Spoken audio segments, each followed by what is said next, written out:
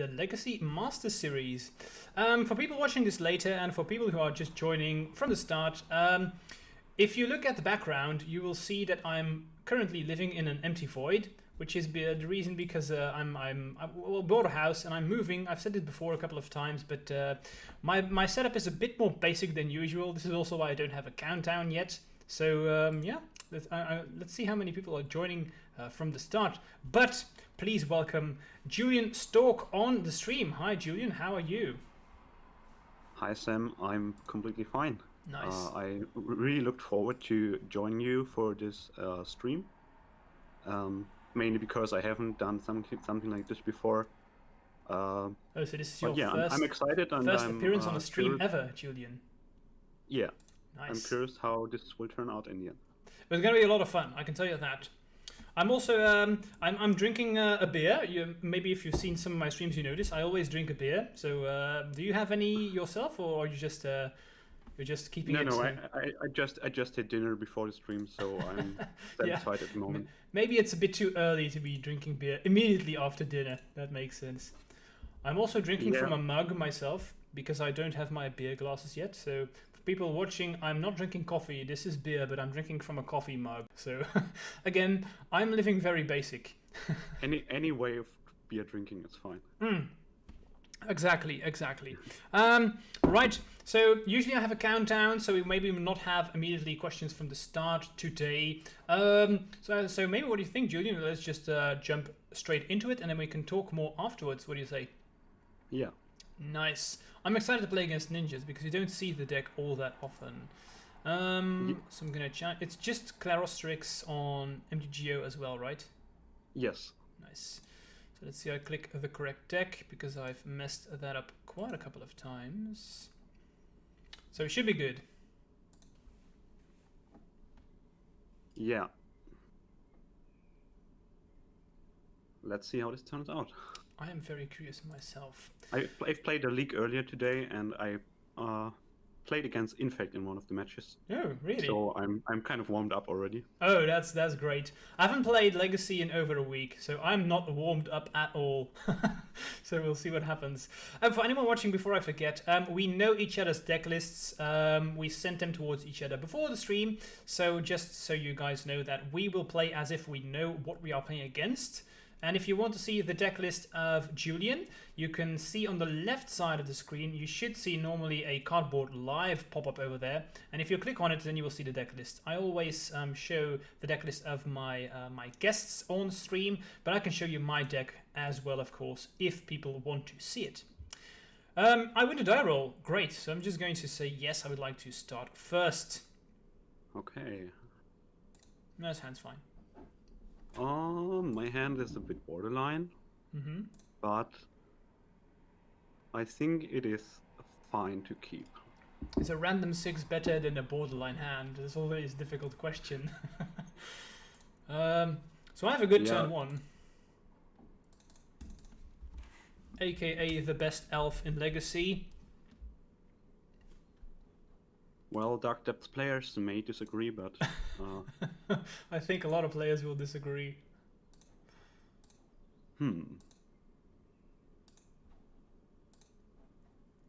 Ponder, okay. I'm certainly at risk of dying on turn 2 here, but they are Infect hands that are really hard to beat, so... Yeah, I'm gonna be honest, my hand is pretty nuts.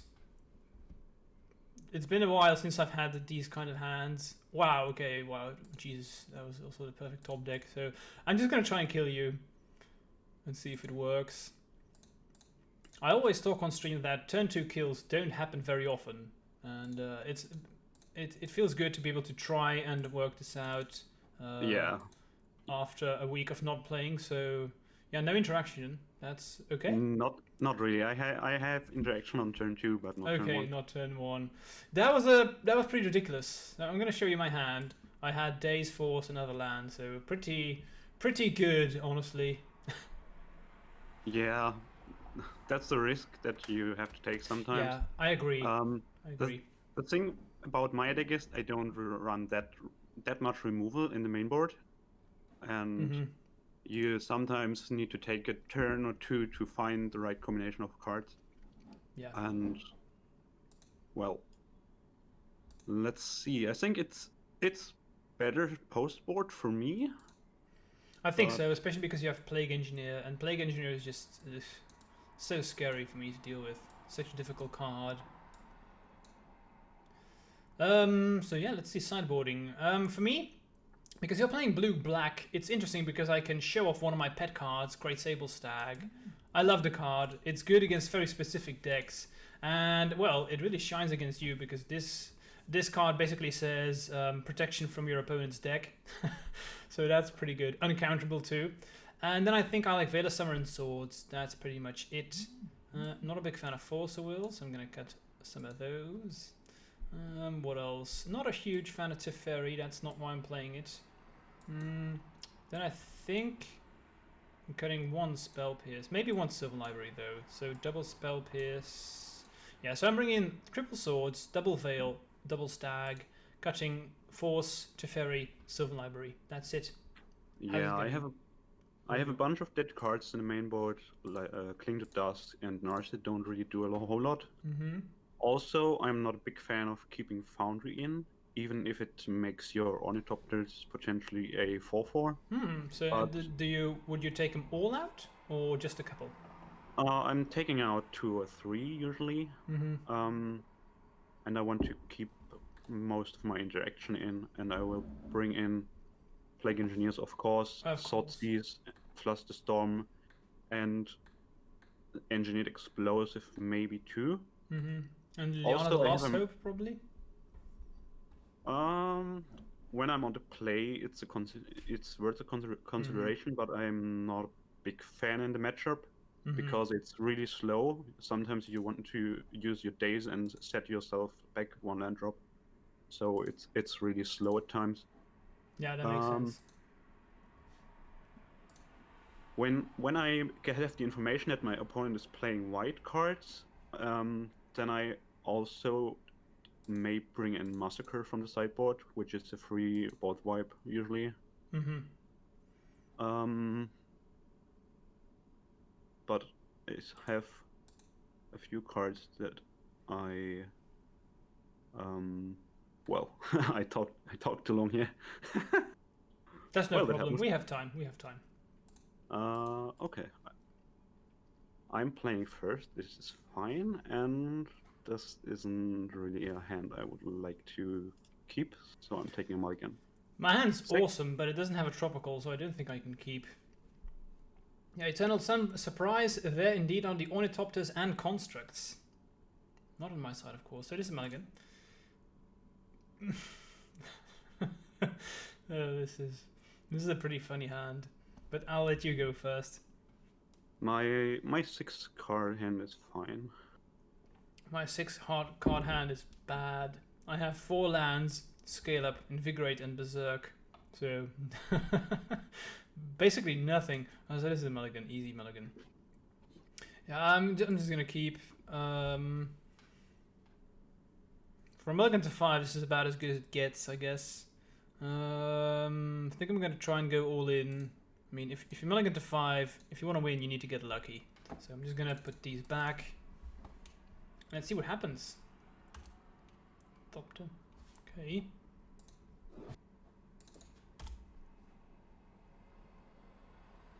Well, that's a really nice ponder. Yikes. Bunch of cards that I want to keep.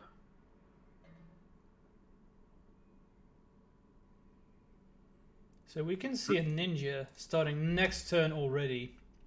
Yeah, I can have a ninja on board next turn.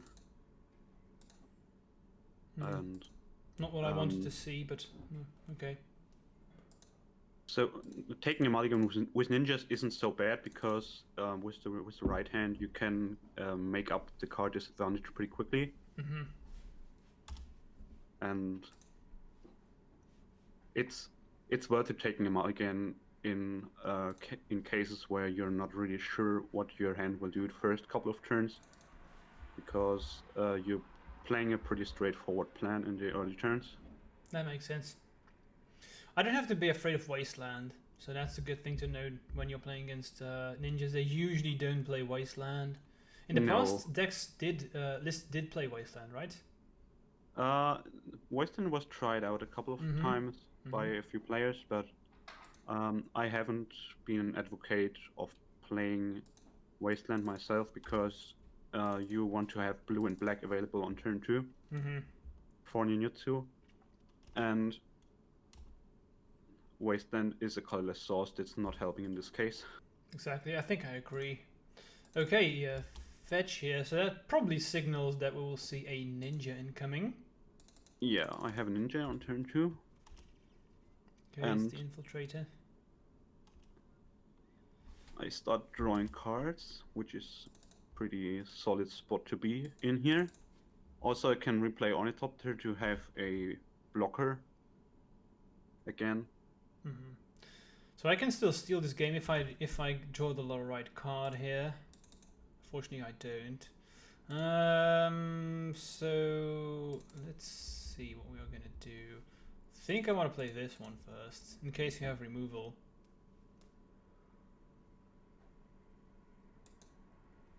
Yeah, let's slam in.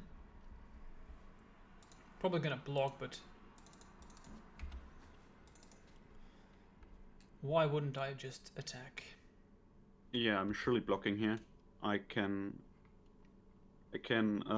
basically take the counter of the Ornithopter when I have another ninja for the next turn. So it's a free block if you're not losing it. Exactly. Okay. I'm not having another land drop here, so I think I will swing first before playing any spells. I could block if I want. The question is, do I think it's worth it? I don't. Yeah, I don't think so. I'm afraid of him having removal, so I'd rather just keep both elves.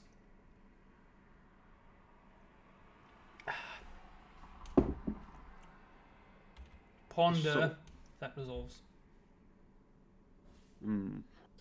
Well, there's no land in Ponder, but some more interactive cards. But I don't think I want to keep stuck on 2 lands, so I will shuffle this. And I drew a card that is not really great here. We're both missing land drops, this is weird. So let's see if I find a land. Okay, I do. So the question is, if I attack, what will you do? How highly do you value Ornithopter? Attacking here is... I'm definitely going to attack, that's for sure. I just want to think about what I want to do beforehand.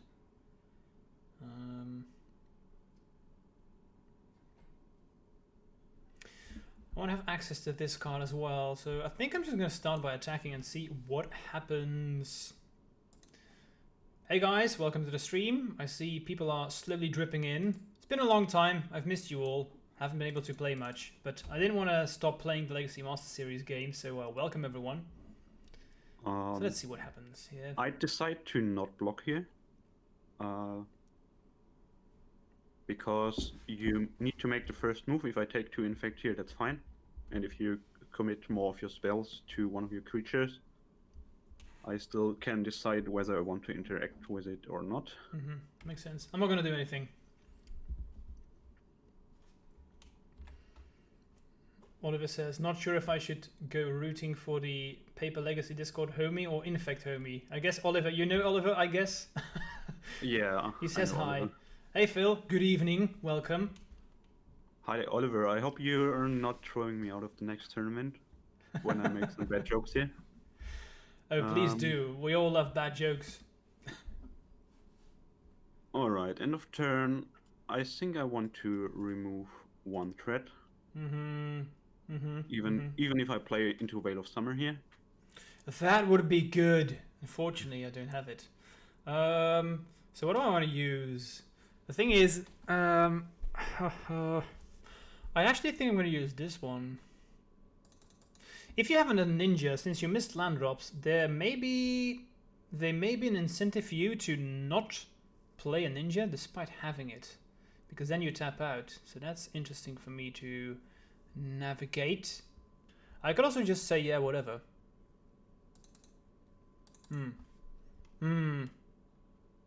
Okay, I'm just gonna let it die. Whatever.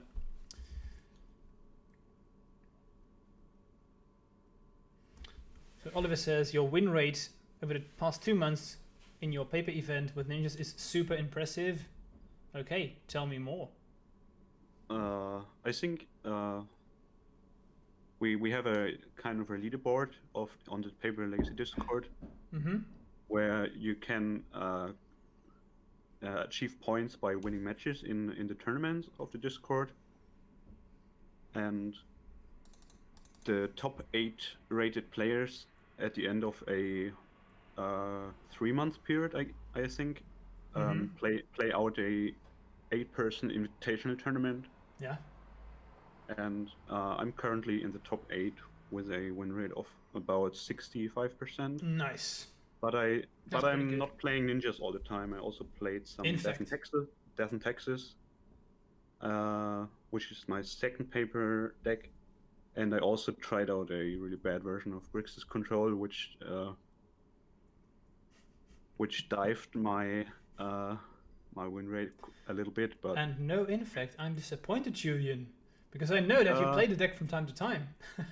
I played Infect in one of the monthly leagues, but not in the weekly tournaments. That makes sense. I think I played one single match in a monthly league with Infect so far. Okay, that makes sense. I'm pausing here, by the way, because this is an interesting spot for me. I have options, and for me, you attacking with Ornithopter screams that you will play a ninja. So I'm just gonna see what happens before I want to do anything. Otherwise, this attack wouldn't make sense to me, but we'll see. Called it! I decide to tap out in this spot because if I connect, I draw a bunch of cards and probably get my land drop after combat. And drawing a bunch of cards is always nice. And I get to reset my Ornithopter, so it can block a Glistener Elf without dying. Me knowing about the days is definitely Unfortunately, the worst case happened, and I did not draw a single land. Okay, if so this is what I was playing for. I was hoping that this would happen. If I find a land here, I think I have a good spot of winning. But I need to draw a land. Oh, sorry, chat. I've been ignoring you guys. Let's see. Cram Sanders, thanks for the content. How often is your deck list changing these days? Honestly, Cram Sanders, I don't know if you noticed, but if you look at the background, I'm living in an empty void right now. This is because we just bought a house, and the last 2 weeks I've done nothing else than move, work in the home. I think I probably have, I still have paint on my arm, as you can see right here. So I'm very busy, but I have not played any Magic in the last 2 weeks, unfortunately. So my deck list right now is not changing that often. I'm hoping that within a week we maybe will be settled down a bit and I can start playing more. But I will try and play the Energy Series tournament on Saturday because that's Legacy, and I definitely want to join in that one. Let's see, how many tropicals do you need for Infect? Depends on how well you want to do, honestly. I mean, 4 is what you really want. You would always want 4, but I think if you have 3, you could squeeze in 1 breeding pool. Once you can like play 3 tropicals, 1 savanna, 1 forests. That's doable, I think. But definitely 4 is just always the best thing to do, for sure. All right, this kind of hand size isn't what you want to do, but I drew a land, but it's not the land that I wanted. But it's fine because I know about the days, which means I don't have to play around. Okay, I'm just gonna try and kill you. Let's see if it works. I think the matchup Ninjas versus Infect pretty quickly reaches a threshold where Infect needs to go all in, because Ninjas draws a lot more cards the turns afterwards and just has too much interaction in hand. Exactly. I think I made a small mistake here. I actually should have played Scale Up first, then see what you do, and then play the Nexus. It's a small detail, but I'll explain later why it could be relevant. Right, so let's see if you have a 4, so we'll You do. Exiled Ponder, which I knew about. So do you have another one? Yes, I do. Okay, that's unfortunate. Okay, still, I definitely should have gone for it here. I mean, playing around double Force Will, that's not what you want to do. I'm still Also, going to attack. Also, you didn't see a Force of Will from Yuriko. If you saw a Force of Will, then maybe more often. I would have still gone for it if I saw Force Will. I mean, chances of you having two are just too low. You have to, with Infect, you have to find the spot, the best spot when to go for it. And I think it's very clear that this was my best spot. Yeah, I'm getting another 4 cards this next turn. Exactly. Longer I wait to work, and you were tapped out, so the only way I lose it is if you have double Force. So make him have it, and sometimes you have it. So, but that's fine. That's how it goes. Let's see in the.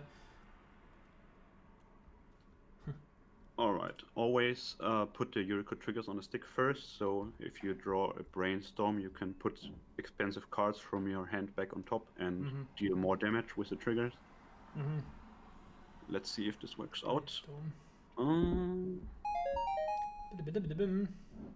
Well, I drew a Brainstorm, but I don't have a card with CMC4 in hand, so I'm decided to not Brainstorm here. Alright, down to 1.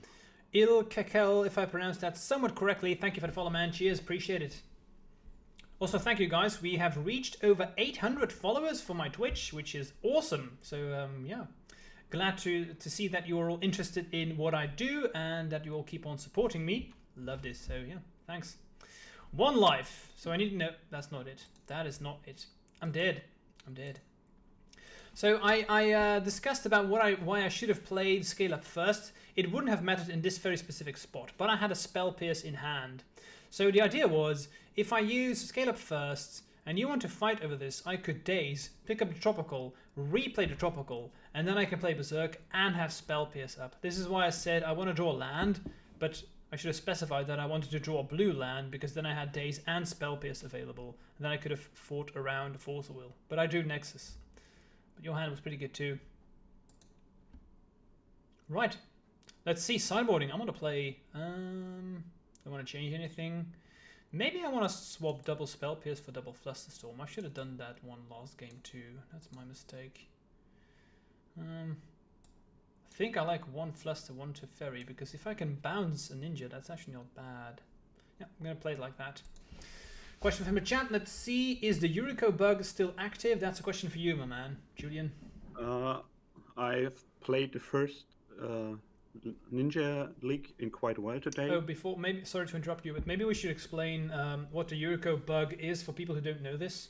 Maybe you can explain this better for sure. There was a bug for a couple of months where when you put cards on, or when you have information from on the cards on top of your library by casting a Ponder or Brainstorm before revealing cards with Yuriko triggers, where the first card you reveal from the top is still the correct card, and every additional card that would be revealed with a Yuriko trigger is randomized. So sometimes you put 2 cards back with Brainstorm. The top card deals exactly the amount of damage that you intend to deal to your opponent with the Yuriko trigger, and the second card is just a random card. So sometimes you put 2 expensive cards back and assume to kill your opponent, and the card just disappears, and a random card is revealed by Yuriko. So was this always, or was it sometimes? I think it was reproducible, that every trigger after the first one is randomized. Okay, nice. I haven't encountered it in today's league, but I don't think there was a situation where I could have seen it. Okay. They don't usually fix bugs like this pretty quickly, I've found. On Magic Online, unfortunately. Luckily for me, in my deck, it hasn't come up all that often. Right, interesting game so far.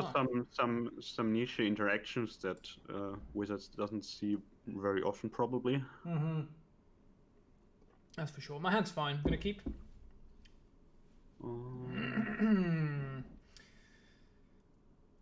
Yeah, I'm keeping this as well. Oliver, cheers, man. Glad to do this. Glad that you like it. So thanks for your support. Cheers. And good luck at work. Okay, so I'm going to just play the land and pass. No turn 1 elf this time. No turn 1 play overall. This is unusual. Indeed. Okay, I will start with Ornithopter and not make a turn 1 play with my land.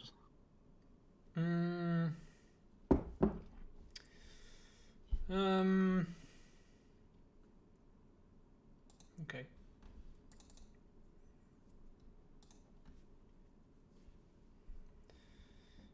I think I'm just going to pass here.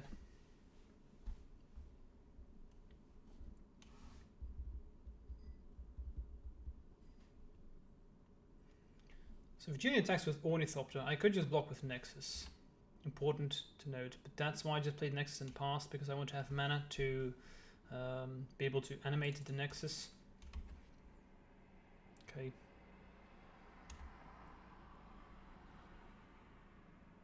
No attack. I think I'm gonna fetch here. Ninjas also doesn't play Stifle, so you don't have to worry about getting your land stifled. My lands will be safe. I'm gonna brainstorm end of turn. That's fine.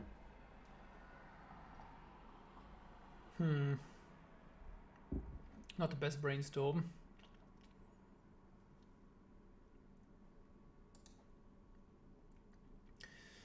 So I'm gonna play. I think I'm gonna play them like this.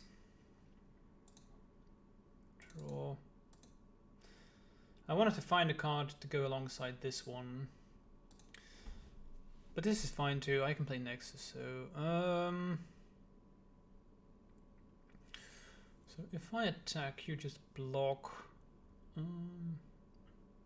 Yeah, Ornithopter is actually pretty good in this matchup. It's a free blocker that makes you make the first move if you want to kill it. I think I'm gonna play this one.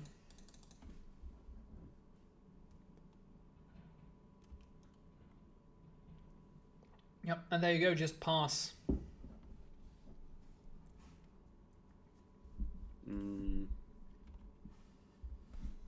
I think I want to use my mana efficiently here, and so I will try to remove the Glistener Elf here, with the upside of you not having green mana for Veil of Summer up. Okay, so I'm gonna daze. Unlikely that even if you have Force Will that you would fight over this, so I'm pretty safe doing this. That's fine for me.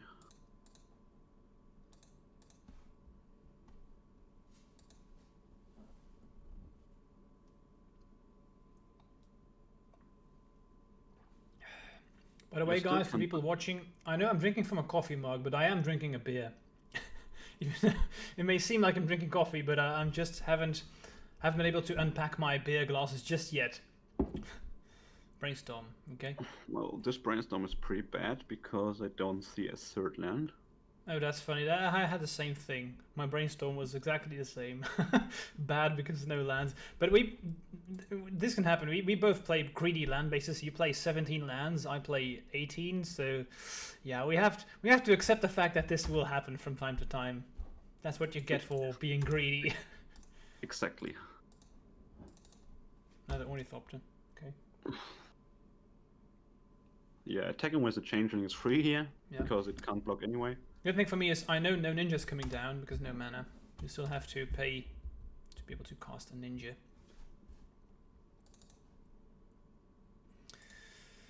I could attack with Elf, but I don't want to. I'm just going to play Agents. Pass. Well, that's a lot of threats that you have. A lot of threats, but not a lot else. Same for you. we're just playing threats, but we're not going to win the game this way. Yeah, the big issue is that your unblockable threat is a lot more threatening than my unblockable threat. That's true. I'm not gonna deny that. Okay, so I will see fresh cards from the next draw step, but Julian not quite yet. And this is also important for me to note. I still don't have a third land. I knew that because of the brainstorm.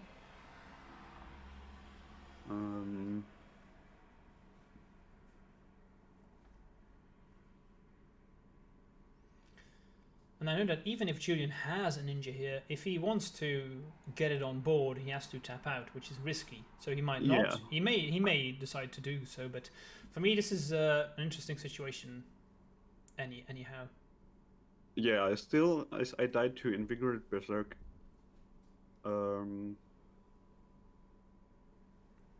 Independent of if I have blocker or not. I don't think it's worth taking the risk here. To unblockable, so can't do anything about it. This is not a spot where I want to tap out.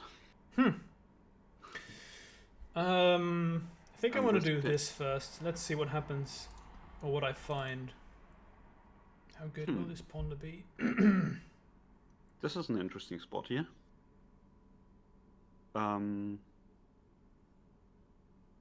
think it's probably worth it to use my interaction spells in this spot because you don't see any new cards yet, and also you don't have another green mana to have a Vines of Westwood or something.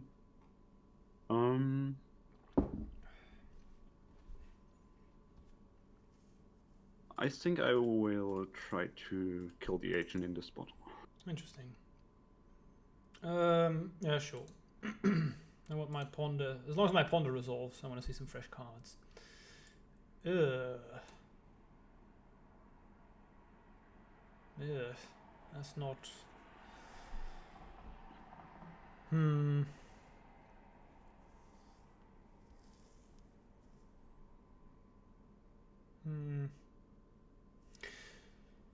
I want one of the 3 cards, but I think I have to shuffle.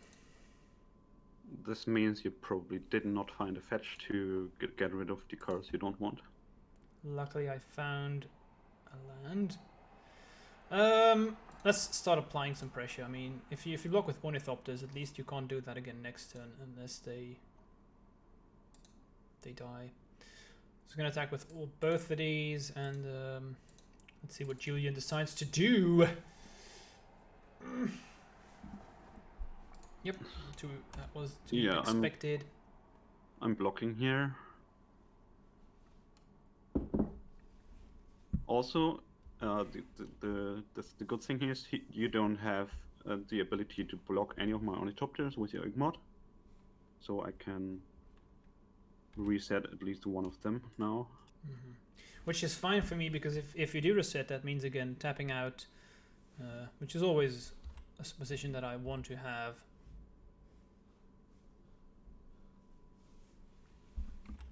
There we have a ninja. All right, so 3 fresh cards. There must be a land in there somewhere. Oof. Okay. The last one. This is not a land. Okay. This feels exactly like the game before. I need a land too. But we are getting to the threshold of that's the point of no return for you basically, where you need to make this game has been defined by both of us missing the lands that we want. Honestly. Okay, what am I gonna do? I definitely want to. Time is on my side here, I think. For sure. The longer the game goes, for sure, the better for me.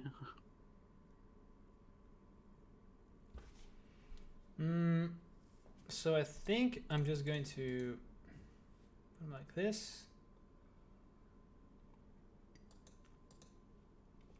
I think I'm going to attack this way because my guess is that Julian will probably block with both Ornithopters, which means one Ornithopter dies. And that's completely fine for me to throw one Ornithopter under the bus here. But what I'm considering is, do I want to animate the other Inkmoth Nexus as well to get in for 1?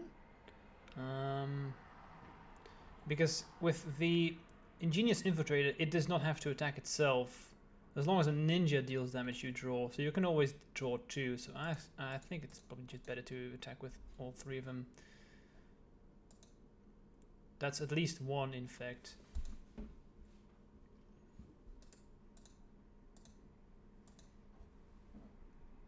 And Let's see as what I happens. said, I will block. I think this is just a spot where I want to fire off Invigorate. Get in for 5. Before you draw a million cards. Let's throw in another one. Okay, this is 9 Infect. I'm pretty happy with this exchange. I expected a Days or a Force, but being able to put Julian to 9 is... No, I think I think there's a good possibility that I can kill you here. That's for sure, but I can't play around that one, so...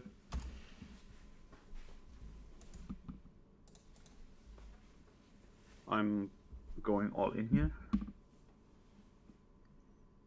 And let's see if Yuriko is in my favor today. Right, and I think that if you don't win here, I think I win. So we'll see how it triggers. Yeah, if I don't win this, I'm 100% Let's dead. spin the die. The dice. I still have a chance to draw a brainstorm. That's already almost lethal. Yeah, I'm dead. Oh yeah. My hand was bonkers, honestly, but I didn't have mana. That's why. Yeah. So this was my hand. I had double swords and veil, and I was missing a land the entire game. That's why I was digging. I looked at the 2 other cards that I would have revealed, and the second to last would have been a brainstorm, so I could have easily put a force back on top to ensure the kill. Okay, that makes sense.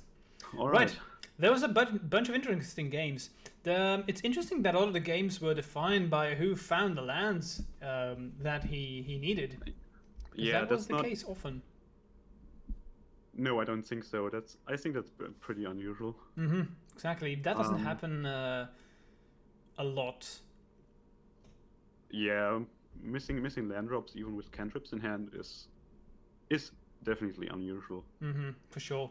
Exactly. All right, let's talk about the matchup, shall we? We haven't done this yet. I wanted to save this for when there were more people here. So let's say, Julian, you are one of the people who started playing ninjas from the start, right? Is that correct?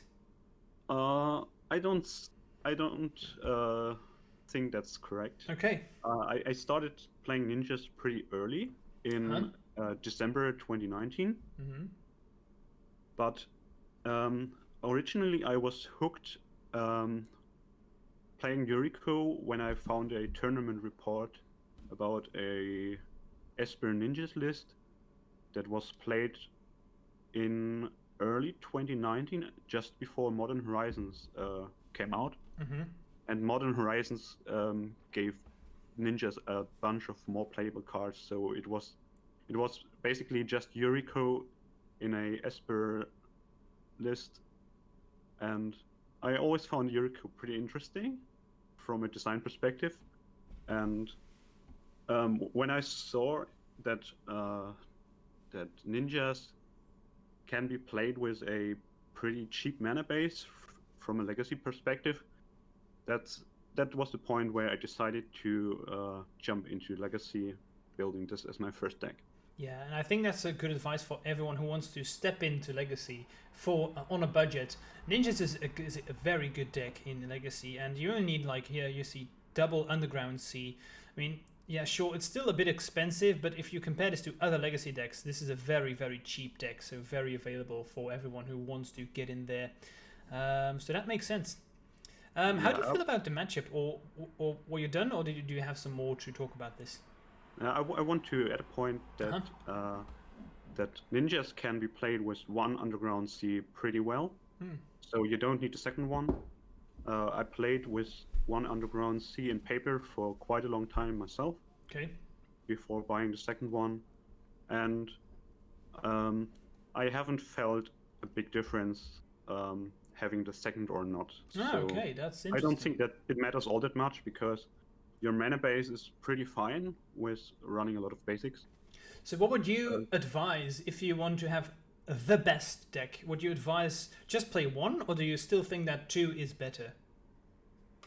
I think 2 is probably safer because you play one off-color fetch land, Flooded Strand in my case, and if you get your first Underground Sea Wasteland and you can't get a black source with the Flooded Strand, it's probably pretty bad. Yeah. But that's not a case that happens really a lot, so that's not a big issue, but it can be worth it to have a second one in certain spots. Makes sense. Makes sense. So Nice. I'm playing 2 in paper right now, and I will stick to it. And so you started playing the deck not from the start, but pretty early, and then you were hooked immediately, or did it take some time for you to like? I'm calling you a ninja expert because it's the deck that you play the most, right? Yeah, I don't think I'm the best ninja player that exists on Magic Online and Then who is every other place. But I have a lot of experience playing this deck already, and I also opened a Discord server for this deck, which didn't exist before, and there are, I think, about 350 players on it right now. This is something I'm pretty proud of, and that's a lot. A lot of people started playing the deck, and some of them say thanks for the primer and the discussions that you enabled by creating the Discord, and yeah, I enjoy this. Makes sense. The Legacy community, honestly, it's so great, right? I think it's one of the communities which I love about it is that if you bring something out, if you like take the time to make a primer or something like this, people are so thankful. They appreciate what you've done, and that's what I love about Legacy. I think it's yeah, I'm not sure, but it feels to me like this is one of the communities where you are most rewarded, or you get the most response or good reviews from people, and they say thanks for doing this, man. I love it. Yeah. Legacy sometimes feels like a big welcoming family to me. Yeah, exactly. Where you get a lot of positive feedback from players playing the same deck or playing different decks, and that's really one of the things that makes Legacy my #1 format, despite I played mostly Modern before. But I'm no longer that much interested in Modern, so Legacy is my main format. I 100% agree. I mean, I remember when I just started playing, I didn't have a deck at all, and one of my friends, he knew I played like some random commander stuff with friends, and I had no intention ever to start playing competitively, never ever. But he said, you know what, maybe you should come to a tournament. It's fun. And I was like, nah, I don't know, dude. I don't like the competitiveness, and I don't like the cards are so expensive. I don't want to. And he was like, you can borrow my deck. At that time, I didn't know that a deck costs more than 2,000 euros or dollars. If I had known at that time, I wouldn't have touched it. But there was just here you go, and that's what I mean. I think it's one of the only communities where you're like, here, you can borrow this over 2,000 euro or dollar thing in your hands, and don't worry about it. Just give me back afterwards. Like, how many hobbies do you have where you're like, here, this is 2,000 euros. You can lend it for a while, or I'm gonna lend it to you for a while, and but be sure to give it back, right? That doesn't happen all that often. Yeah, it's amazing. It really is, and that's why I miss playing paper Magic so much. Playing behind the screen is I'm thankful to be able to do this, but yeah, we just want more people to play Legacy, and we don't worry that much about our own cards in these cases. Exactly, because who cares about $2,000, right? Everyone who plays Legacy is rich. We all know that, so I think that's what you have to take home from this stream. That everyone who plays Legacy is rich. That's what we're trying to say. Right, guys, remember, if you have any questions for them, now's the good time to do so, because we will start playing a game soon. So if you have any questions for me or for Julian, spam the chat. We are more than happy to answer them for you. Maybe we can talk a bit more about the matchup, Julian. How do you feel about the matchup of Ninjas versus Infect? Who is favored for your experience? I'll talk about my experience, but I want to hear from you first. What do you think? I think it's probably very even when you play a lot of matches. I think it's pretty close to 50-50. But in my opinion, games tend to swing in favor of one of the decks pretty hard, depending on the draws, because Ninjas doesn't play that much removal, And also, Infect has some hands that are just unbeatable. I don't think there are many decks that can beat a Infect nut draw. I don't think so either. Like, you need your own nuts. Like game 2, where I just went all in. You needed exactly double force, which was very unlikely. And that's usually what you mean, right? If Infect has the nuts, you need to have yeah, the you nuts need of to your have own to everything have a on your own. chance. Yeah, and if Ninja survives the first 3 or 4 turns, then you're in a pretty good spot. But before that, it's pretty tough, I think. Okay. From my perspective, I think that Infect is slightly favored. I always love playing against ninjas because, well, mainly the reasons that you explained. Because ninjas is a very it's a deck that's very good at once it has threats on the board and it can start attacking. That's when it begins to shine. Which is the way I explain it right now is a bit like it looks like I'm explaining a control deck almost. You have to get on the board and then you get advantage in late game. It's not a control deck, it's an aggro deck, but I think that Infect is more explosive. And you said it before, you don't play all that much removal, like 3 fatal pushes, sometimes 4 depending on the build. That's not a lot. Especially against my list, I play Veil, I play Flusterstorm, Teferi 2, Swords.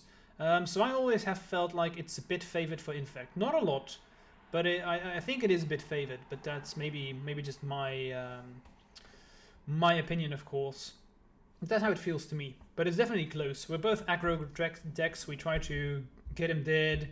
So, but I do like the matchups because there is a lot of thinking to do, and we saw this in our games as well, I believe.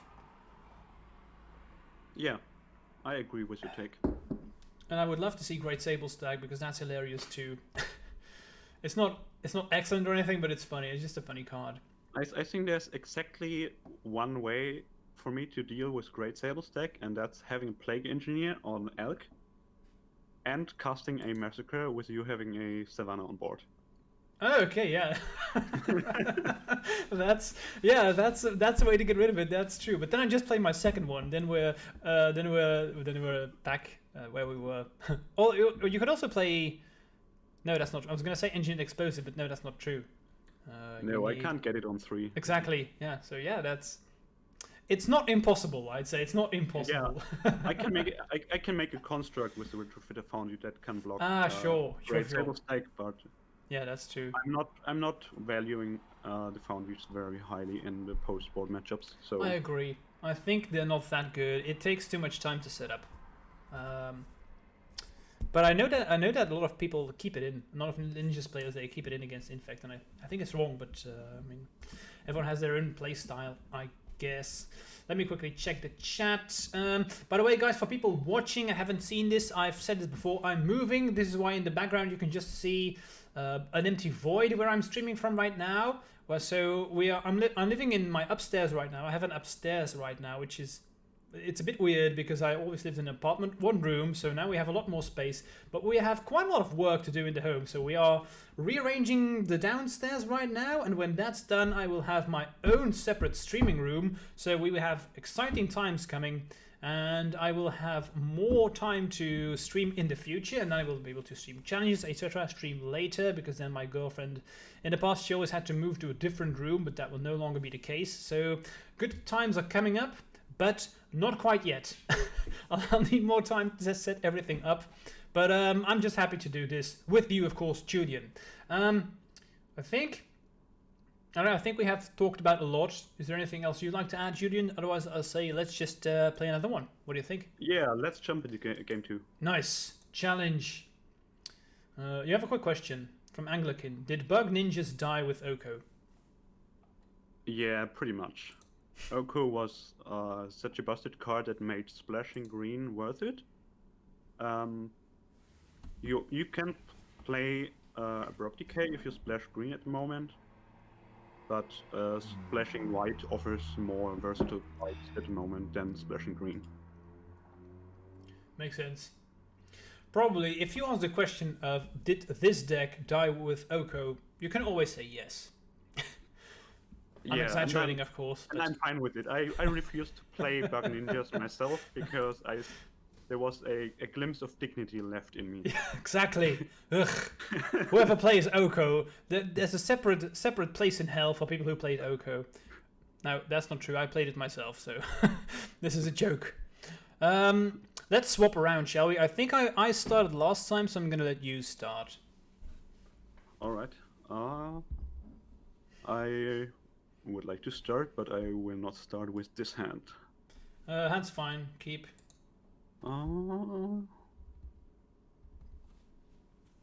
Well, second hand is also pretty medium. I have 3 ninjas, but no second land, and I can't play an enabler on turn 1 because I need to ponder to find a second land. So I guess I go to 5 here. That makes sense. Okay.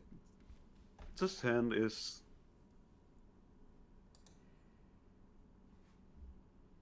keepable. Not great, but... Would you ever go lower than 5? In my experience with an aggro deck, if it's my rule of thumb, I just never go lower than 5 because then I might as well just concede. It's probably because I play Infect too, and we rely on a very specific set, and we need multiple cards for our deck to work. I just never go lower to 5 than 5, except if I'm playing against a combo deck. But how does that feel for ninjas? Yeah, ninjas can go to 5, okay-ish, but you don't want to get lower because you can make up for count advantage, but if your first payoff is denied, then you're pretty much done. Exactly. So if you go to 5, you usually accept what you get, more or less. Yeah. I said it before, when I mulligan to 5, I said, when you mulligan to 5, you need to get a bit lucky, and I would always just go all in. Okay. Brainstorm, that's the way to We have catch 2 up. lands, but not a payoff yet. This card isn't doing anything. Guys, for everyone watching, if you are enjoying this content and haven't done so, smash that follow button. You'll get notified whenever I go online. And if you want to help me out even more, consider subscribing. It helps me out a ton, but no obligations whatsoever, of course. Let's see. So I know no ninjas coming down. It's something. No, I'm just getting in for 1.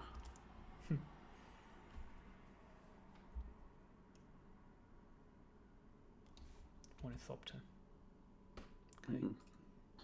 So this time I will have a look and see if Foundry can pull me over the finish line. I think I want to fight over this because that's one.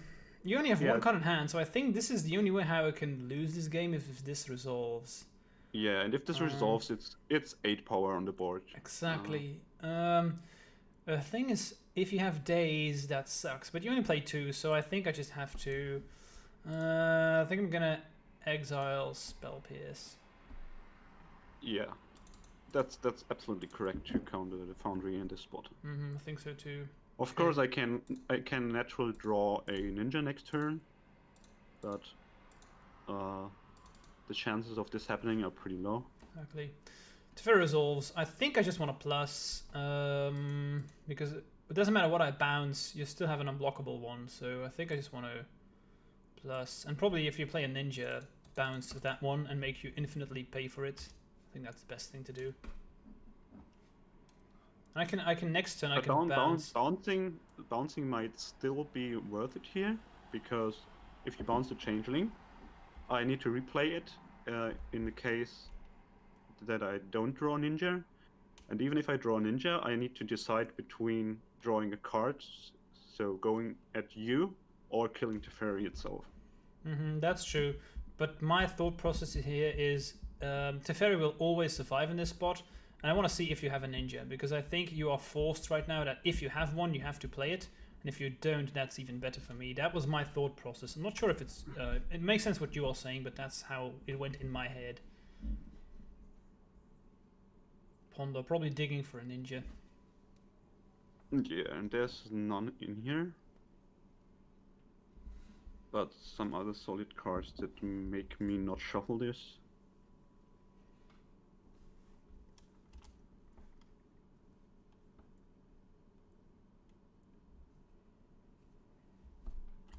attacking me and not Teferi. Interesting to note. I'm gonna fetch, and now of course, since I was able to untap with Teferi, since I can, now I want to bounce the changeling, because I can block Ornithopter with Nexus. Yeah, that's reasonable. Think let's fetch first.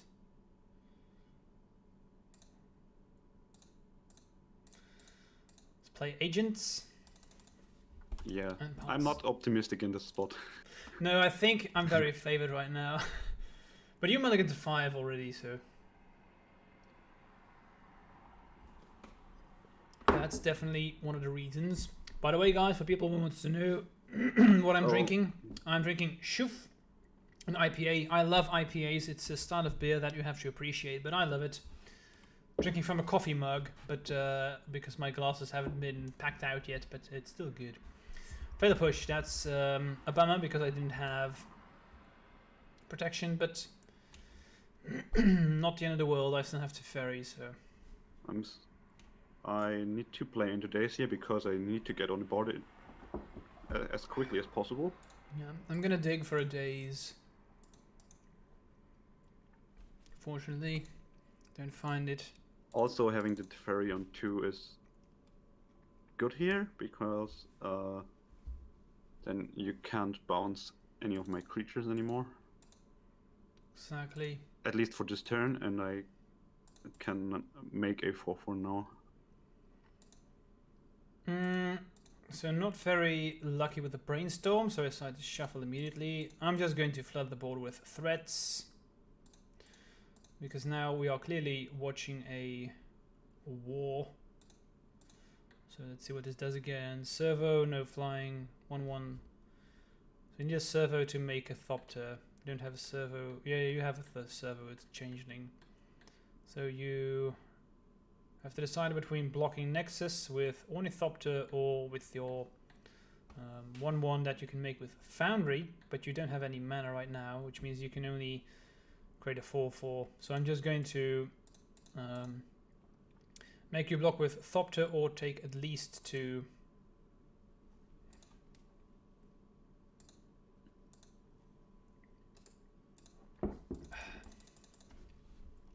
Let's see what happens. Nothing. I will take 2 in this spot.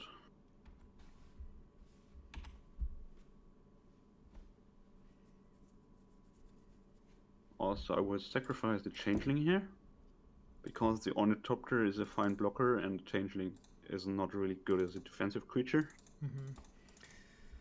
I'm not sad about this all too much, because I will probably, if you attack Teferi, I'll probably block with Elf and then bounce the construct. It's a token, which means it will die if I do this, so.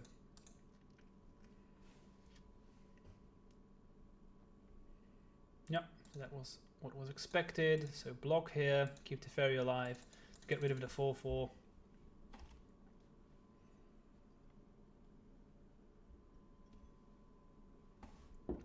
One card in hand, let's see what it is. Not being able to play instant speed is really punishing at times. Yeah. Especially if the opponent has an Ink Moth. Exactly. Yeah, I guess I will just pass the turn here.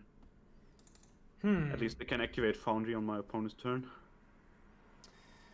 So I think what I'm going to do here is I'm definitely going to attack first, because if I decide to bounce, if I attack first, then I still have the Nexus. So I think it's better, because this really makes you, it forces you to either block with Thopter, or you can sacrifice your construct.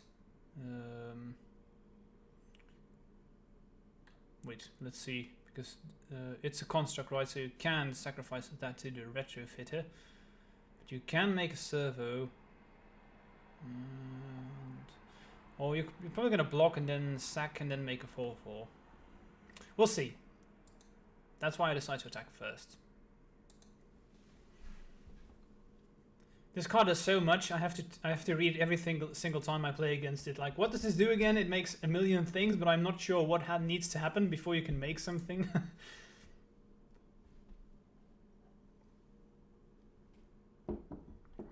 No blocks. No. Huh. That was unexpected. So what does this tell me?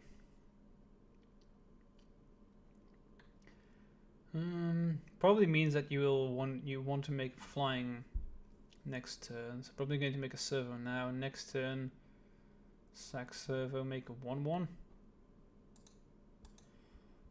I've gotten so funny reactions when I played Retrofitter in a webcam tournament, where people are not really where people sometimes aren't really familiar with the card. Mm-hmm. They ask what is it doing, and I just advised him to look the card up on the computer, because I can tell them every mode, but it's so much text they can't remember the first mode when I finished the last one. I've looked at it already so many times.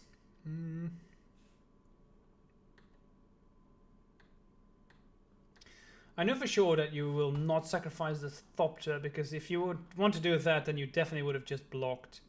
So it's going to be create a 1/1 servo, and probably because you want to make a 1/1 flyer a turn afterwards. That's what my guess is.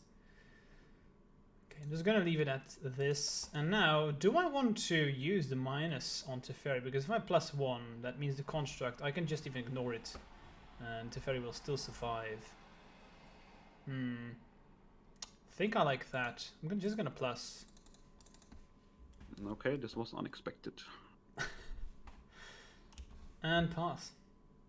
Okay. As you said, I will just use my mana end of turn.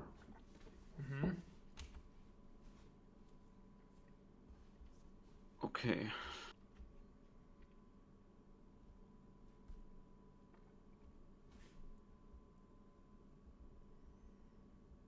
I will continue to pressure Teferi.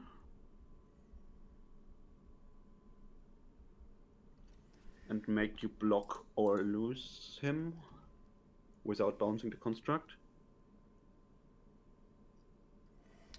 That's interesting, because if You obviously didn't have the kill in hand last turn. Because of course. Then I would have just killed me. So I can decide to either kill the servo, and then make you use the foundry right now, or I can block the construct. The fairy goes to 3, and then I can still bounce.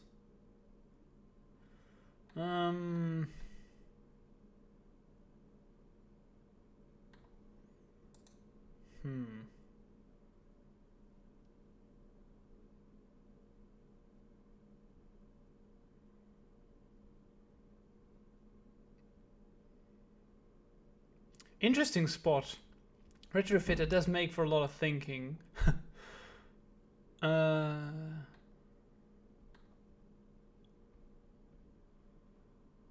Think. Yeah, I'm really curious how this turns out here. I think I want to block like this. Okay, so you can still bounce next turn, but you lose one more of your threats. All right, in this case, I will just put a second flying body on the field.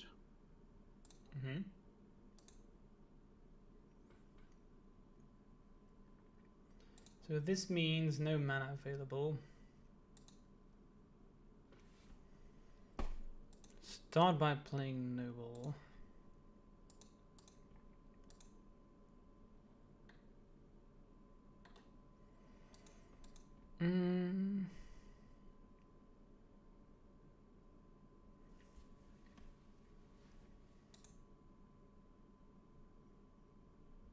Actually, as bad as the start of this game was for me, I think I'm in a pretty solid spot compared to the beginning of the game.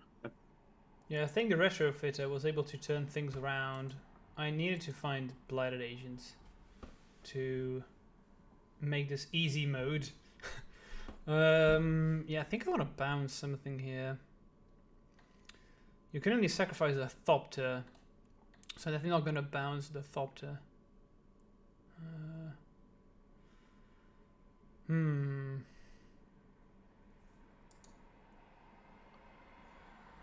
I could also plus again. But you could... that's not... No, don't think so. I think I just want to... I could also bounce Retrofitter. If you have a counterspell in hand, that's not the worst idea. But it's not impacting the board at the moment. It's difficult because So also Retrofitter... if you bounce the Foundry, I'm pretty happy actually. I think so, because I would only do this if I had a better spot on the board, which I don't think I have anymore. I'm just gonna bounce the most expensive creature, I think. Okay. It's not a good draw at all. Okay, so I'm just gonna play Stefana. Okay, this is an easy block with Ornithopter and then make it 4/4.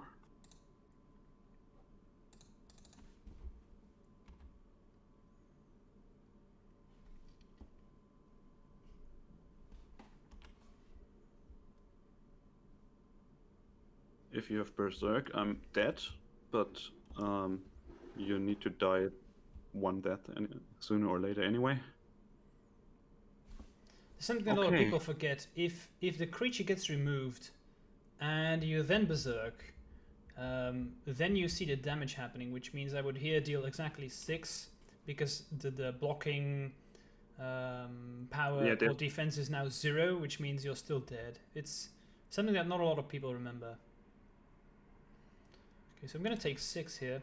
Just not gonna do anything.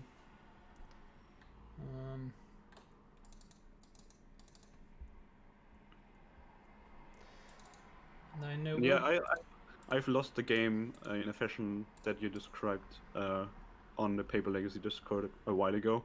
People always forget this. I sacrificed my Ornithopter before damage, and the opponent sent back a Berserk and just killed me. Feels bad. Okay, so at least I'm going to get rid of all your flyers right now, but I know that you still have the other flyer left. Something that I have to be aware of, but it makes you... At least you can't... if you spend mana right now, that means you can't cast the name of the flying one. I don't remember the name.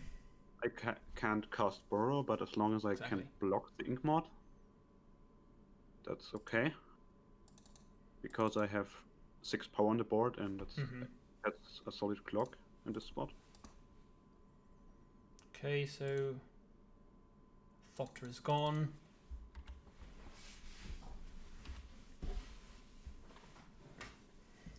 This game is turning out to be more interesting than I expected, honestly. Another one, that's scary. That's a solid draw. Maybe I should have played this after combat, but I'm sometimes a bit sloppy and tend to play things before combat that I maybe shouldn't play it.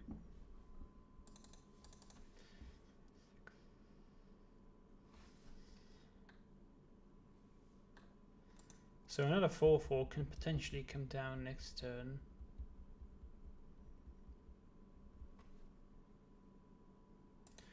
I think I want to block. This game is pretty much all about you finding Berserk. Yeah. Or Blighted Agent. Or Blighted Agent. And I can afford to keep my mana open with Foundry. Okay, I'm just gonna slam in.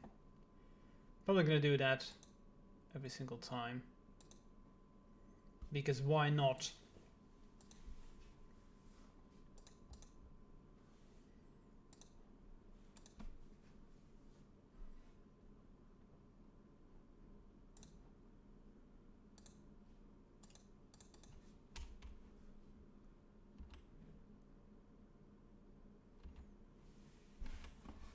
And I need to block now, of course.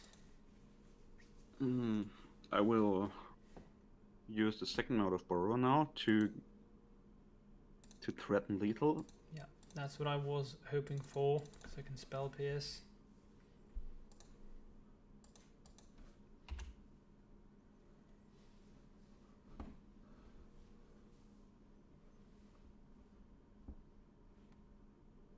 Okay,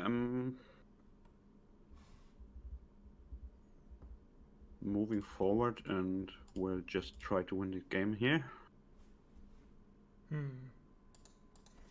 Of course, I want to try and not lose the game here. That's certainly a reasonable approach. I've heard that this is a good way to play Magic. So I have interaction. The thing is, you have one card in hand left. I definitely have to. I mean, there's only one way for me to play this correctly, I believe. Maybe not. With one noble gone, you also need to have Berserk and another pump spell to kill me. Okay, well, I don't have a fly anymore, so a one invigorate is enough in this spot, but... I have two options, so I can play this or this. If I do this, then I still have this available. I can do that, but then I can't play around days very well. Okay, I think I'm just gonna play... I've seen one Fatal Push. I actually think...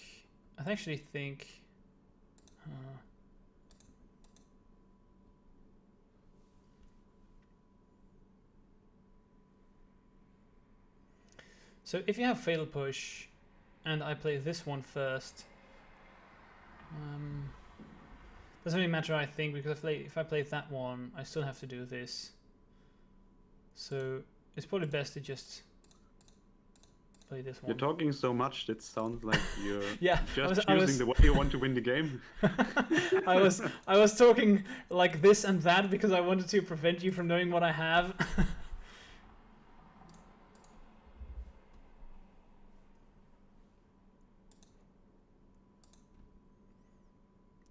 Okay, so well, at least I can block now. I'm still putting you at 1. Which means I get one turn. You get one, which is all I need. We'll see if it works out. Okay, I didn't need that one, but it's fine to draw it anyway. Well, that's not making me optimistic. I think we navigated this correctly. I was looking for I just wanted to find a spot where you wouldn't be able to block a flyer.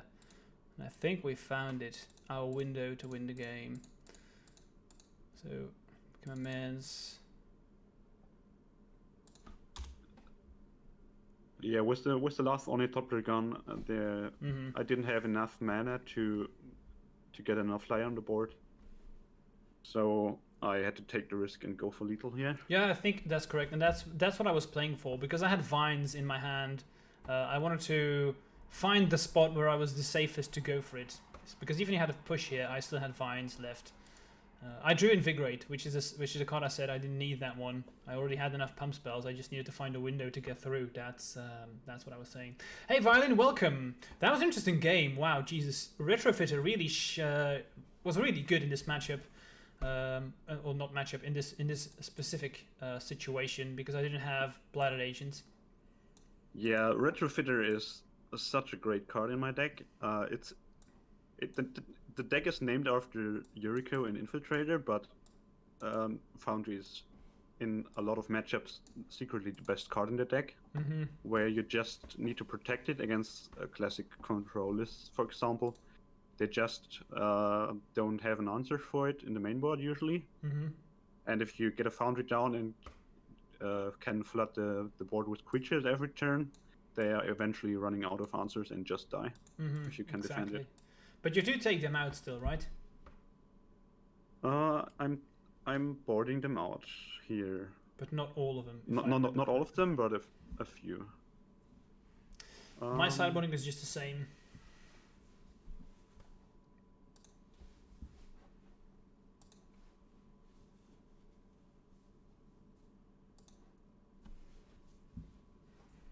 Remember, guys, if you are enjoying this content, don't forget to smash that follow button. You'll get notified whenever I go online. I will probably not be streaming this Wednesday because I don't have a guest for the Legacy Master Series. And if you see me, you see the background. I'm living in my new home right now, but unfortunately it's not a home just yet. We are doing a lot of renovations in the downstairs, and I'll have a stream room eventually, but I have a lot of work to be done in the couple of weeks ahead. But it's coming. Then I have a lot more time to stream, but basically this is just a room with a computer and my stream setup, so it's looking pretty empty. You can also see that my mattress is just on the floor. I mean, I haven't even fixed our bed yet, so it's all very basic. Well, I got another 1-land hand, which I mulligan, and I have a this 1-land. looks better. I have a one land hand too, but it's so good that if I draw land, this is excellent. And of course, I'm on the draw, which means I'm more safe. I think I want to keep. If I was on a play, I would mulligan this.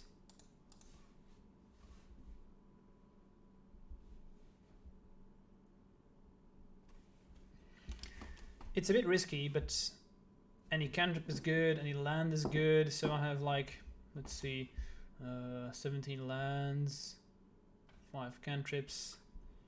That doesn't sound like a hand that has turn 1 elf. No, that's true. Then it was probably a snap keep. There's almost 50% chance of me drawing a land, so that's something that I would like. I'll take those odds. Okay, that's a pretty good draw. Fenruscloud is really solid in this matchup. For sure. Only one in the list, so that's a good thing for me.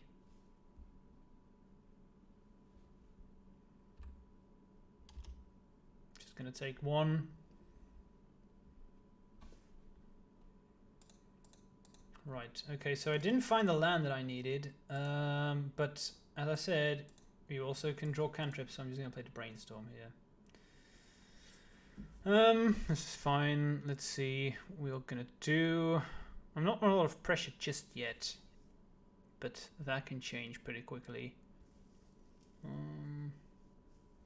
What do I want to put back? Kind of want to keep all of them. Think of this one and this one probably has to go, and then I'm gonna play them like this. Yeah, let's pass. I'm not under a lot of pressure yet, so I want to play it safe.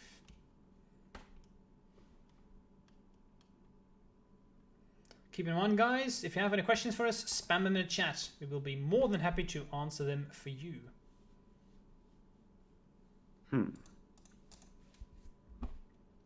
That's an interesting spot.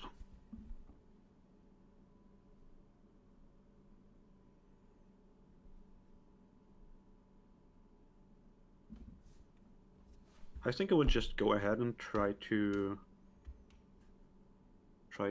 connect with the ninja this turn, even if you have mana open for potential swords to plowshares. But getting the Fenruscloud is a nice extra card next turn anyway. I do have the swords, so I'm gonna. And this is why I put the cards back on top the way that I did, because I was expecting if I have to fetch, which cards do I value the least. Let's get rid of that one.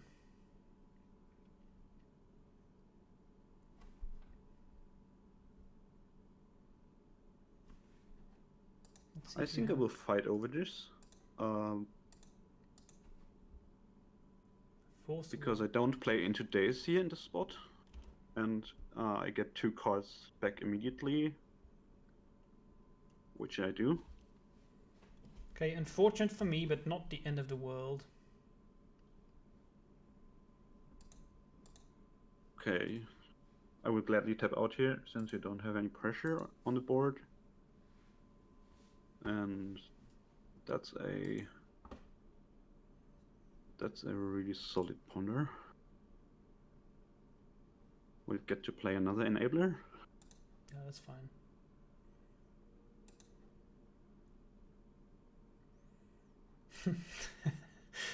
That's funny, I just drew another one. Let's just fire it off straight away. Get rid of your card advantage.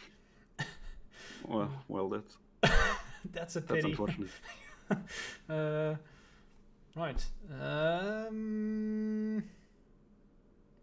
So I know there's a Strix coming. But nothing else. So I think I want to start with just playing the Noble, because that means if I attack, at least Ornithopter dies at once, unless you block with Strix, of course. Always get rid of the card advantage. The Infiltrator is just so good. Even if you play more ninjas, it gets out of hand pretty quickly. So always target that one if you can, or the other one, the Yuriko. Just target the 2 ninjas.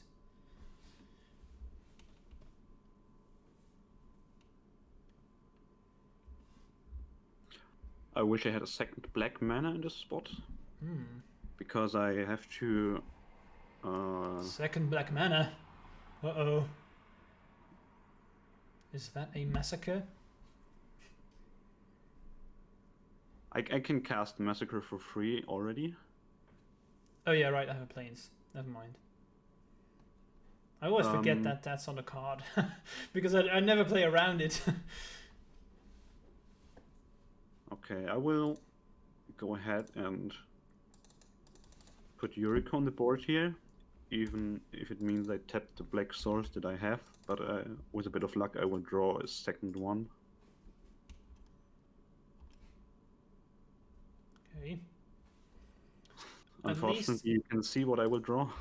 Yeah, at least I was gonna say, at least I get to see what you're gonna find. But sometimes that's a I good don't one. like Yuriko for that reason. Oh, that's great. Okay. Also, on the top there is another blocker. And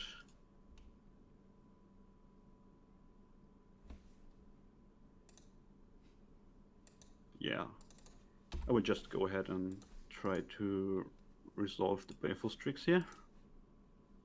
And with 2 flying blockers, I should be in a pretty solid spot. Just gonna daze because I don't want you to draw a card. And I think that daze will be bad going forward. I mean, you already have 4 mana, so... Yeah, it's not getting better. Exactly. So if I slam in, you probably just block with Thopter. Does that buy me anything? I don't think so. So I think I'm just gonna put my best threat on the board. And... let's see. Yeah, I think I'm just gonna pass.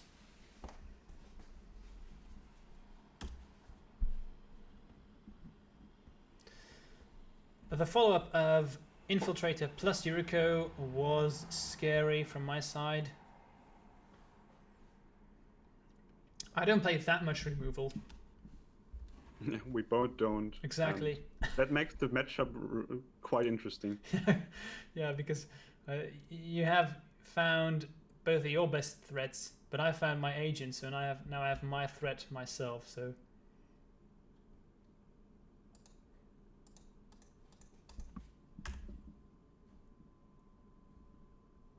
Okay, attack with everything. I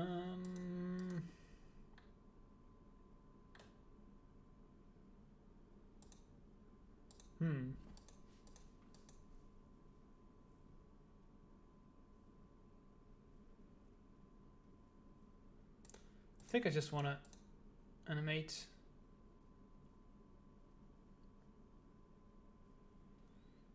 Let's see. I can only block Yuriko or Ornithopter. If I get to go to a blocking phase, that is.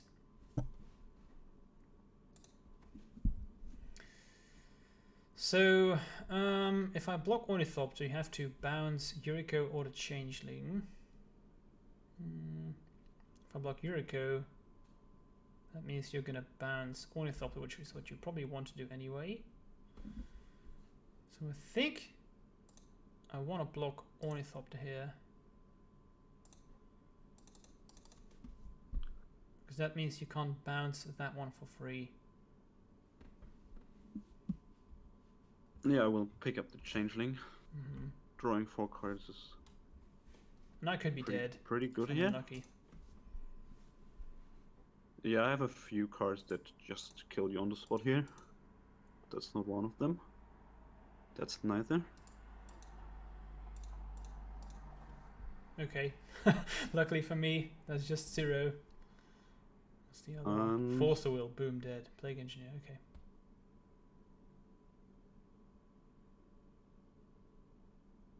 Okay, so now I need to decide what to do here. You have 2 threats that are potentially lethal.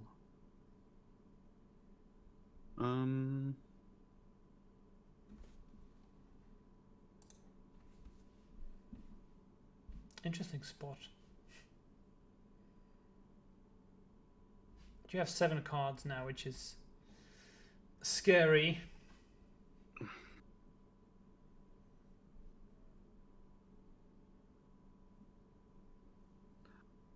Yeah, I was considering. I did consider playing a fail push on the ink mod before you declared blockers, but I didn't really want to waste my removal without getting information what you plan to do. Mm-hmm.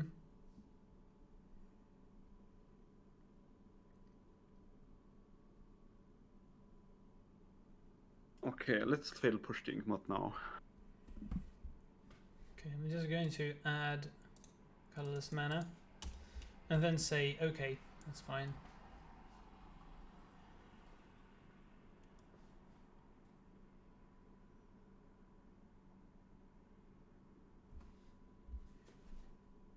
Okay, the mana's gone. Okay, I will make the mana go away and then go ahead and try to bounce your Blighted Agent end of turn.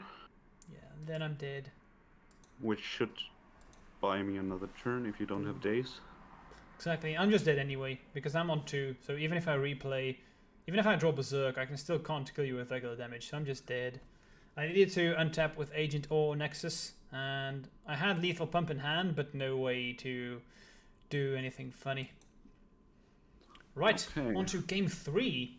Do I want to change anything? I do want to change anything. I don't think this is a great card, and I think I want this. If I'm on the play, I like to Fairy. On the draw, not so much, but on the play, I think it's quite good. Let's submit. Yeah, I will not change anything as well. I usually change a lot, depending if I'm on the play or on the draw.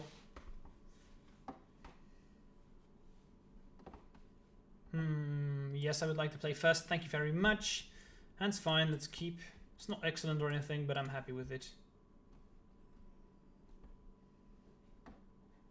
Okay.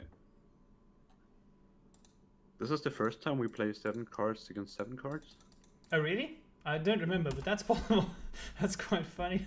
But that sometimes happens when you know what you're playing against. That happens more often, right? Okay, let's play Elf. Always a good start. Swamp, push. Fuck. It's fine, I still have another threat left, but that's a scary start. So let's play Nexus, pass.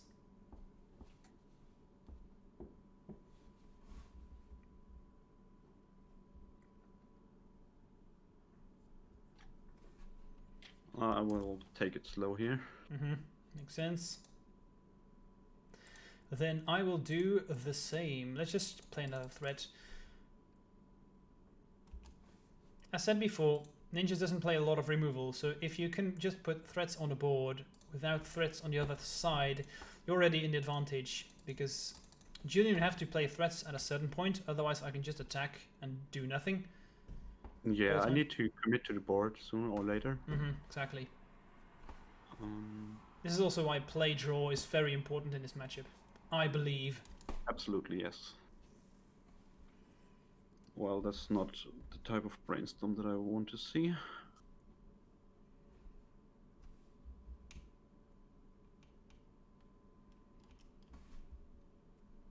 Fetch.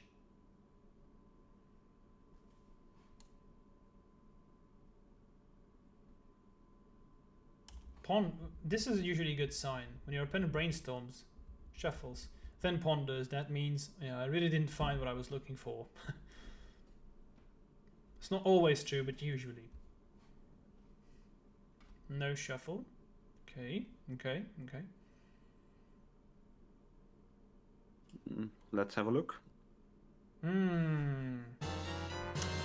Let's have a look, he says. But do I want you to have a look at my hand? Hey, Violin, thanks for the subscription, man. Cheers, appreciate it. You are one of the reasons that I continue to make and improve this content, so thank you very much. I really don't want you to see my hand. But again, you probably want to take everything. I think... Yeah, I think I'm just gonna say okay. Whatever card you pick is probably just fine by me. So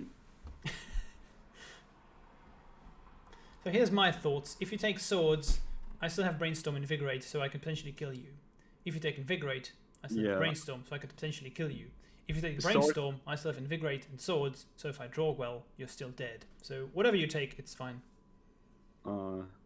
Yeah, Swords is the lowest priority by a mile from my side. And you have a fetch to the Brainstorm, which makes Brainstorm a lot better.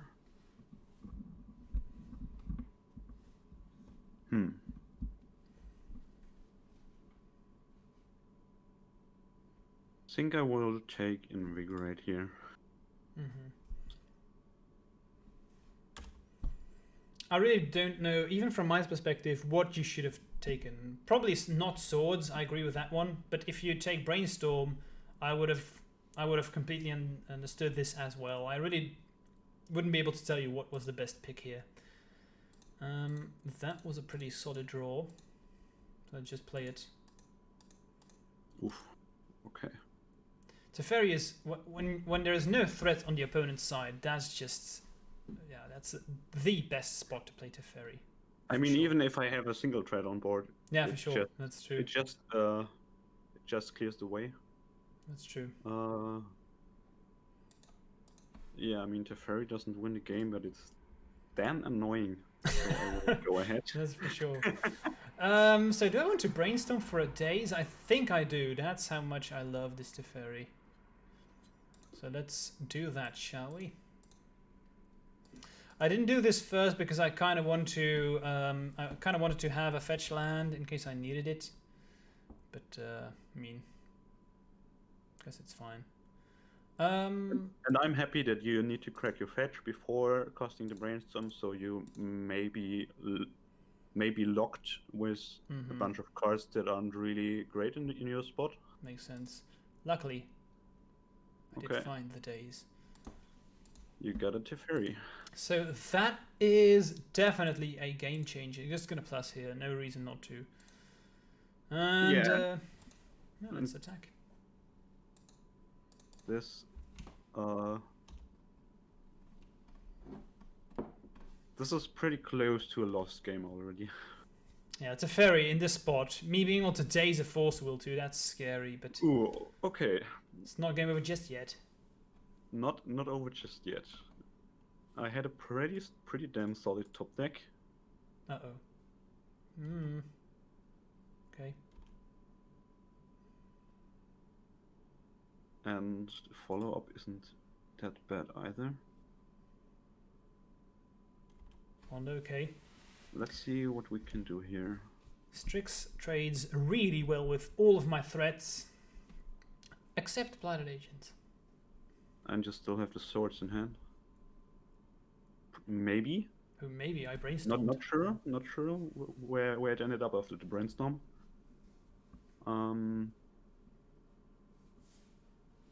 Actually,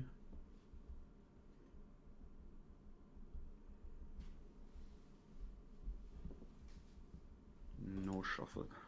That one of Strix. That, yikes. You can bounce Strix and make me draw more cards. Doesn't that sound like a plan? That sounds like a plan, but it does sound like a bad one. Okay. I'm just gonna get rid of it. I have Teferi, so I'd rather bounce something that does not give you card advantage.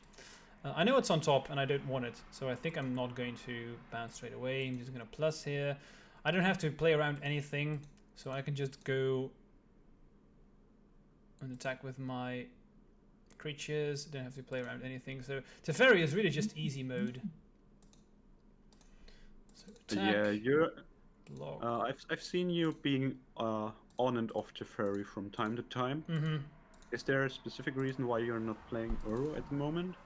Yeah, because I think I started playing Uro when Delver was just so broken, and they had Dread Hordes, and you needed some way to win the game because you can't win the late game against Dread Horde. It will take over, except if you play Uro, because then your late game threat is stronger than theirs.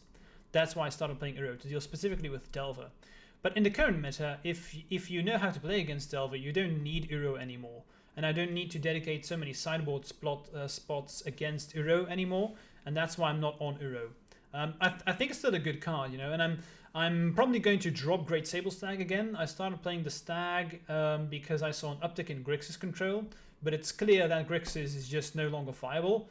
And if Grixis is gone, then probably the slots for double Great Sable Stag become available again, and then maybe I'm going to play one Uro.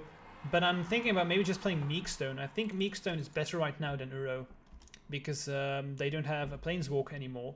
And then I like having Meekstone is hilarious because it just shuts down the entire deck, except if they're playing Young Pyromancer, but we still have swords. So I'm still thinking about a lot of things, but Uro is still good, don't get me wrong, but it's a late game threat, and that's usually not what Infect wants to be doing. But it's a fine card. And I think I'm in a very good spot here. If I get to untap with the Teferi, I just win. So Julian needs to find some way to produce, to like push Elf and have 2 threats. That's how you can win, but I don't see that happening. I'm not sure, but maybe Plague Engineer would be good. Anyway, I'm feeling pretty comfortable. But who knows? Maybe I'm feeling too comfortable.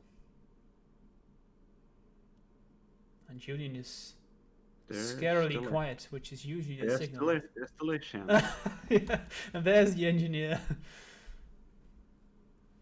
Oh, but well, I think I just misplayed. Why is that? Yeah, I misplayed. Hey Lynn, welcome. I accidentally put back an Ornithopter, which I need in the spot to block your second creature. Ah, yeah, that's true.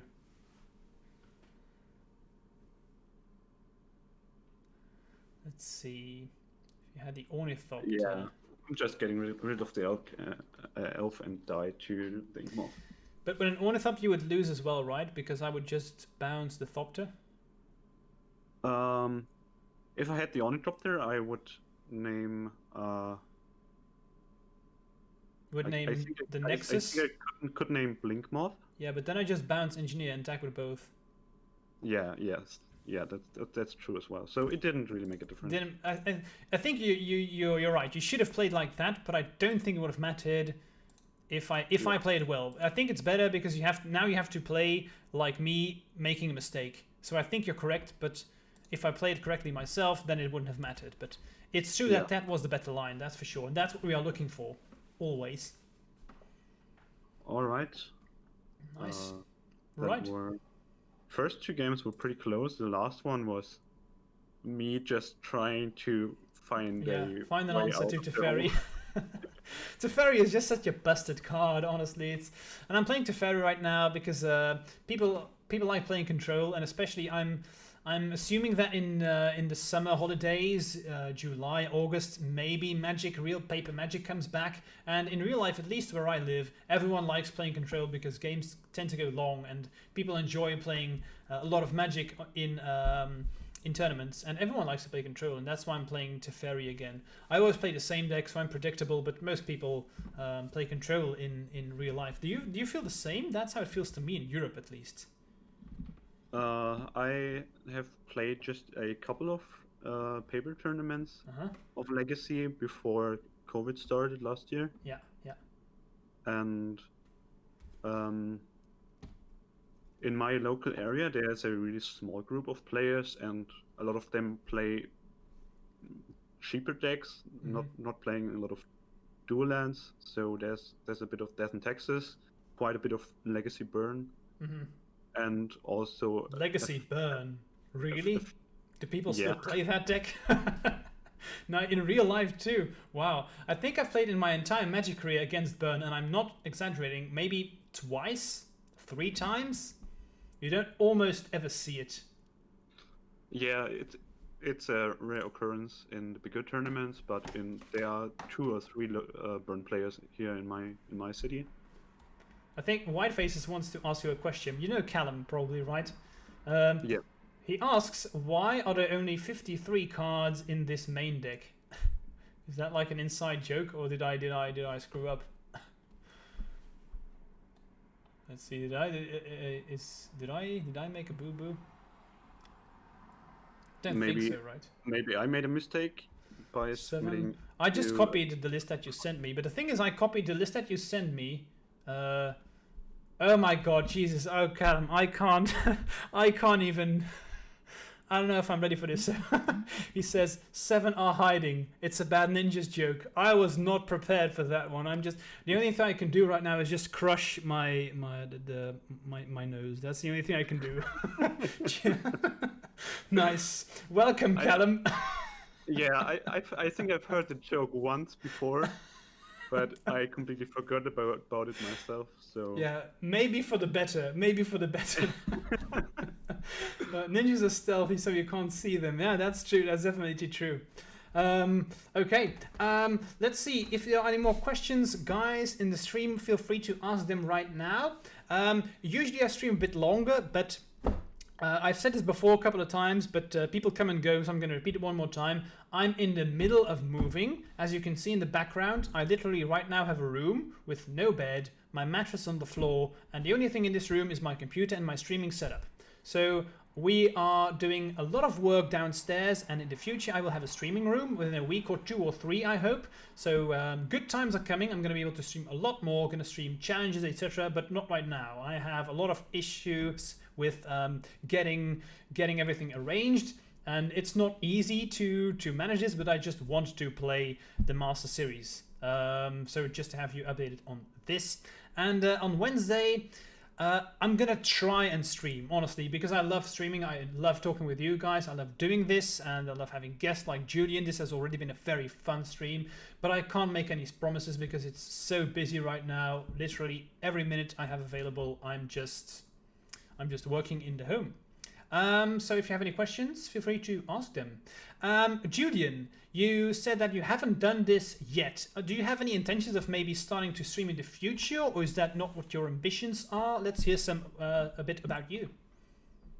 I thought about it for a few times already, but I'm not really sure if I want to do this.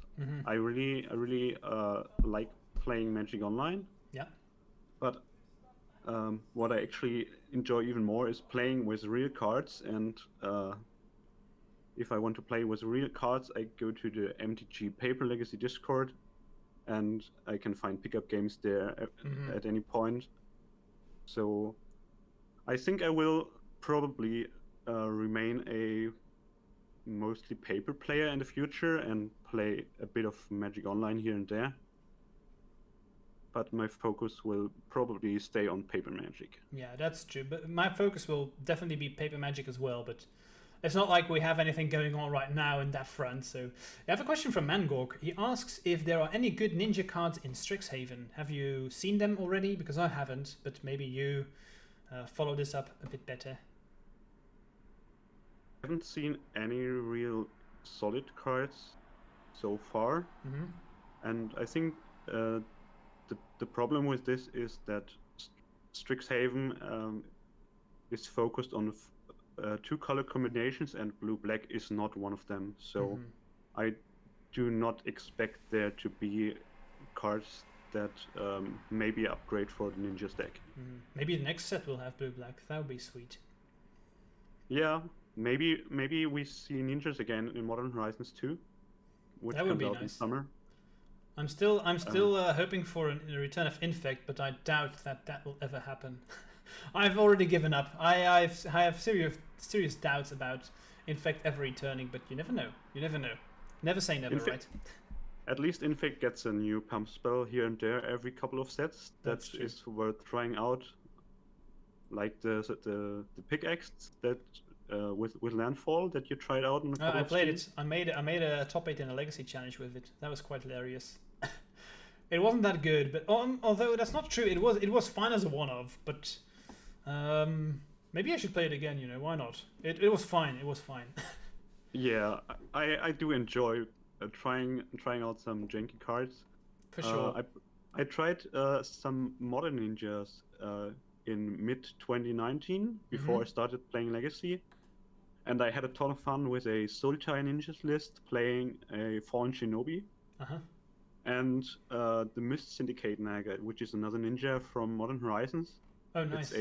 It's a 3/1, and every time it deals damage to an opponent, it creates a token that's a copy of itself. So if this connects once and stays on the board, it can get out of hand pretty quickly, and you have 2 tokens after the first connection, and if you can keep the board clear of your opponent, you have 4 of those tokens to turn afterwards. And it was a lot of fun, and it went pretty well at one FNM that I played. But once people knew what I was up to, they knew how to attack it pretty quickly. Pretty easily, right? Yeah, that makes sense. As whenever a set has Infect, I'm gonna play it, and I'm not gonna mean the set. I mean like, how do you say this? Like Legacy is an wow, I'm completely forgetting the name. You have like Modern, Legacy, Vintage. How do you call this again? It's a format. Wow, Jesus.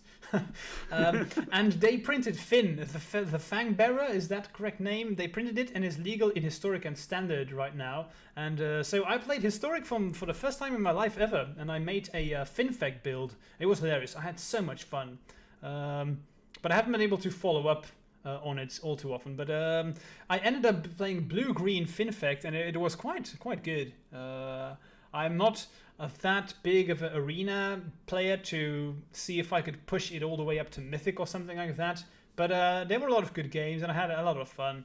If I ever qualify for a Pro Tour and it's historic, then maybe I'm gonna try it out again and tweak a bit more, but that's for the future.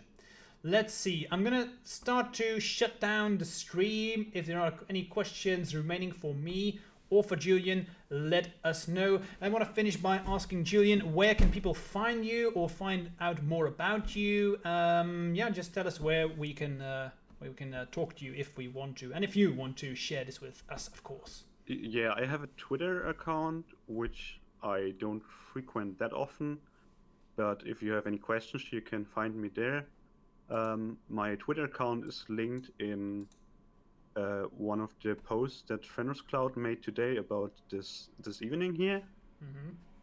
And I have the same name on Discord. You can find me on the Paper Legacy Discord under the same name, and on the Ninjas Discord. And also I have a Reddit account which also has the same name. So you just need to search for Klarostorix, and you will find me on most of the platforms that are used by Magic players. Nice. Okay, so check him out. Julian's a great player, and he will be able to tell you a lot about ninjas if you're interested. That was it for today, guys. I'm Sam Fenruscloud, as always. Again, not sure if I'm going to be able to stream on Wednesday. My life is so busy right now, working in the house, and I'm not sure. I'm going to try because I love streaming, but I'm not making any promises. But if not, I will be back next week for another Master Series, but I'm not going to spoil my guests just yet. It was a lot of fun. I hope you enjoyed this. If you have enjoyed this and you haven't done so, smash follow. You'll get notified whenever I go online. And if you want to help me out even more, you can consider subscribing, because it helps me out a ton, and it ensures that I continue to make and improve this content. Thank you all for being here. Thank you, Julian Storch, for joining me on Ninjas, and I hope to see you very soon. Bye-bye, guys. Cheers. Good evening.